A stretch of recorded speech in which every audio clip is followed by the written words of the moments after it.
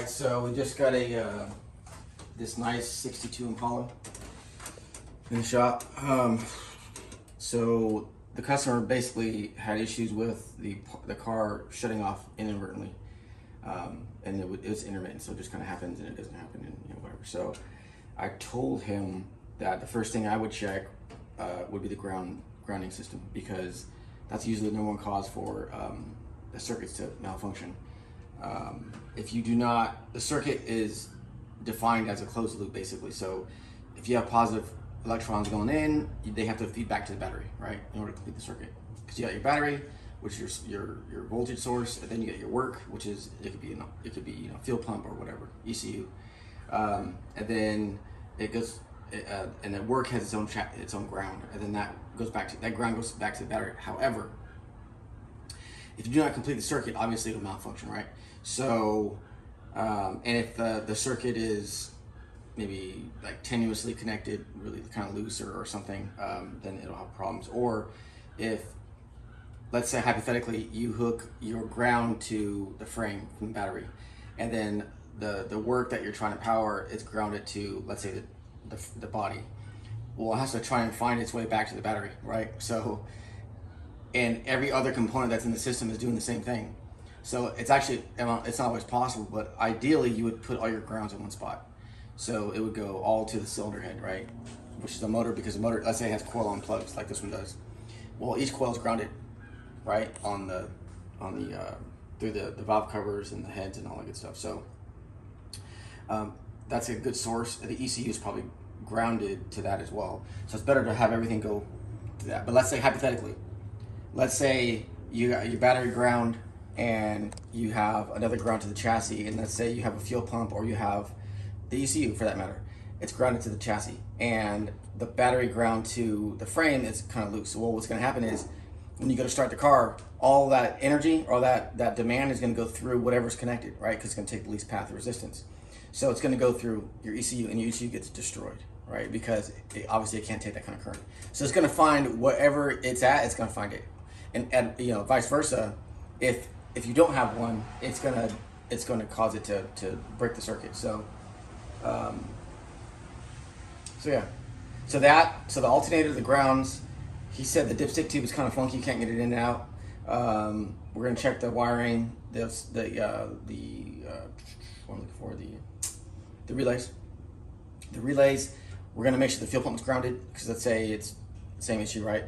And what else did he say? To remember everything he told me. The dipsticks, the grounds, alternator. The fuel gauge. So when it's full, it only reads half. So he's gonna let me know what gauges are in there, because the ohms are supposed to be. Do you remember? He's like 0 to 40. To 40, or 0 to 75, depending on what model. So if the sending unit has a different operating range for the ohms of resistance, then it's not going to read on the gauge correctly, obviously. So yeah, that's kind of what it is. So we'll get it up in the air. Andrew's going to go through all those things, and then we'll see what happens. Yeah. All right, we got the car in the air, and we noticed a couple things. One of which is, The first thing is the battery cable. Yeah, so the battery cable was loose, and the wire going into the terminal was loose. And then Andrew noticed the exhaust here is, I've never seen exhaust that smashed. I mean, that's a problem. That's like, maybe that's like if you have like maybe a half inch or quarter inch. I don't even know. It's pretty bad. And then also I need to get my not camera, but my light. Can't see here, but there's that, and then, which is not why he came in, but There we go, the header. The header is actually welded to the collector, which I've never seen before. It looks like it's cracked too. Yeah, and then the wire that's right above it, let's see if I can zoom in. It's burnt a little bit. You can see that? It looks like the wire's fine. It looks like the insulation is burnt. Yeah. And then this one, same thing. So there's that, and then we also noticed on this side we got some wires up here. This looks like for the fuel pump. I'm not sure the quality of the connections, so we'll have to check that out. And the grounds, I didn't see any grounds from the body, so that has to be, even the tank should be grounded, because the pump's probably grounded to the tank. And then we also noticed that the brake line made some contact, got smashed a little bit, and that's a safety thing. Airbags rubbing. The airbag on the side rubbing on the axle tube just a little bit. Let's see what else. The tank is smashed in. I don't know. It's not leaking, so, but that's different. Figure out what's up with that. And then just small stuff here and there. What else did I notice? Yeah, I didn't really see any ground, so we'll have to deal with that for sure. But everything else looks okay. Just got those small things to deal with. Double check the connections and go through everything. The fine tooth comb, see where it's at. But that's what we got for now. So we'll go through and look at all those things and double check the other things that we haven't noticed, obviously, just yet. So we'll come back. Oh, nice. That's the new alternator. Mm-hmm. All right. Ground wire, you got that on? Yeah, I had to add a ground wire, and it goes to the head Okay, that's good. with a factory bolt. Okay. So it's normal, or factory. Okay. What else did you do? This was loose. This wire was loose, so I had to tighten it up. Okay. It's good. I took this off because I was messing with the Cable. battery stuff. Okay. I put a ground on that side. Maybe you can see it. From the motor to the frame. So it goes on right here. Is it easier to see from underneath? Yeah, we can. Okay. We All right, see raise it. it up. Okay, so you got the battery to the head, to the motor, basically, and then you added a couple grounds from the motor to the chassis and then to the body, right? Is that what you're trying to say? Okay. Yeah. So Okay. loop, circle, or one. All right, so close this real quick.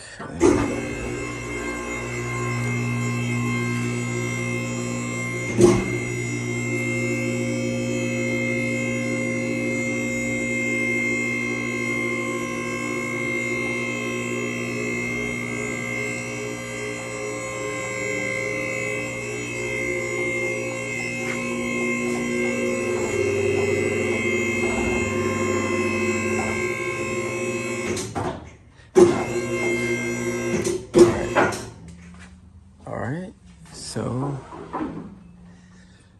okay, so you were saying, all right, so you got a ground here. Yeah. So I put a nut in here. Okay, nice. There's already a hole there, so I just use that section. Okay, Use that, and then put another factory bolt in that spot in the motor. okay, Another one is from the body to the frame. Those are both nuts are good. oh, nice. Okay, nice install. Okay, And then soldered heat shrunk.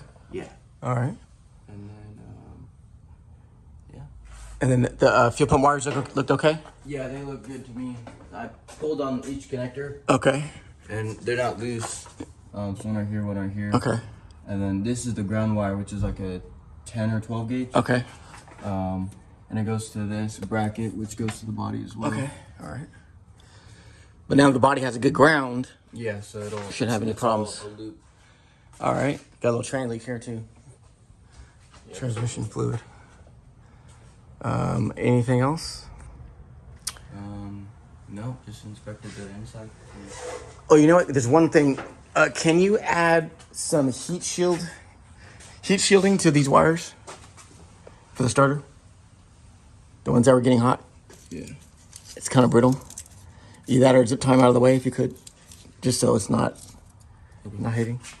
Yeah, I could do that. Just for safety. And then I think we're pretty much done. I cannot believe this exhaust is crazy how smashed that thing is. I'm gonna tell them about that. I don't know, but the thing is, in order for us to fix that, we gotta pull the header out because the exhaust is welded to the header. So would have to actually cut it, and there's no way to weld it effectively with it in place. But yeah, that's pretty crush. And what you want to do is actually bring it up around here. Yeah, that's crazy that they put it so So low. bring it here, this way, and then bring it around underneath this little notch right here, and then. But that's what I'm gonna do when you don't use pockets. Or you just don't Care. make one. Exhaust very well. Yeah. So, anyways, but yeah, other than that, everything looks pretty good. You don't see anything that's crazy unless let's see here, unless we missed something, which I don't think we did. Here's a ground strap right here, but it's going to the motor, to the body. Where's that going? I don't know. I don't know where that's gonna go. Oh, dude, look at this. This is hilarious. What's your light at? That's the funniest shit I've ever seen. Little one? Yeah, look at it. Look up there. They zip tied it to the upper control arm. For a ground? Yeah. I thought I was I seeing. saw that, but I didn't realize. See it? They Zip tied it to the. They zip tied it to the. it's not. It's on the paint. So basically, it's on the paint. So that's why we were talking. We were thinking it was. It was ground. Oh shit, you're gonna have to cut it. It's trying to work. So yeah. So that's a finding. So what maybe you could do is just put that ground on the frame here. Just as I mean, technically, it just doesn't need it doesn't need it, but just I don't know, or you can just take it off. That's fine, whatever. But yeah, so that's part of the issue is the ground wasn't even hooked up. So, alrighty. Okay, so we're looking at some wiring on the 62. It looks like I don't know what these wires are for, but they're pretty heat tinted, and I don't know if that is possibly from the installation or if it's actually overcurrent. There's an overcurrent condition. This is the fuse that came out of it. It's not blown, but that's just something that we saw. Everything else. Would you see anything else that looked suspect? I mean, the wires are kind of going everywhere, but there's nothing like, Nothing obvious. yeah, nothing really obvious. It's like a controller or something right there, GPS something. Yeah. I mean, it's hard to say because the wiring is old, it's the factory wiring, and I'm sure there's a lot of systems that are connected to it, and it's probably overloaded Yeah. to some degree.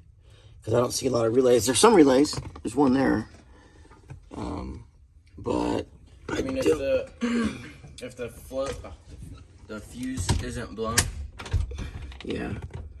then that means it's probably not the issue. But Yeah. it could be another issue. It's a fuse block here. This must be for the old ECM. Right here. You're not getting anything. Oh, whoops. Okay. There you go. This must be the old ECM. Okay, so do you see the ECU anywhere, or is it? I did not actually see where it was. Oh, it's right here. Oops, turned off. All right, so that's the old, or the engine management system here. Yeah, it's pretty well integrated into everything. I mean, we'd have to take the whole thing out, wire by wire, and go through every single wire in order to diagnose. Hopefully, it's just a ground issue, but we don't really see anything that's obvious. So, I think the best thing is to go with the grounds first, yeah, yep. and then before you start Tearing everything digging apart. into something for no reason. Right, exactly. So I agree. So let's look at what you got done so far.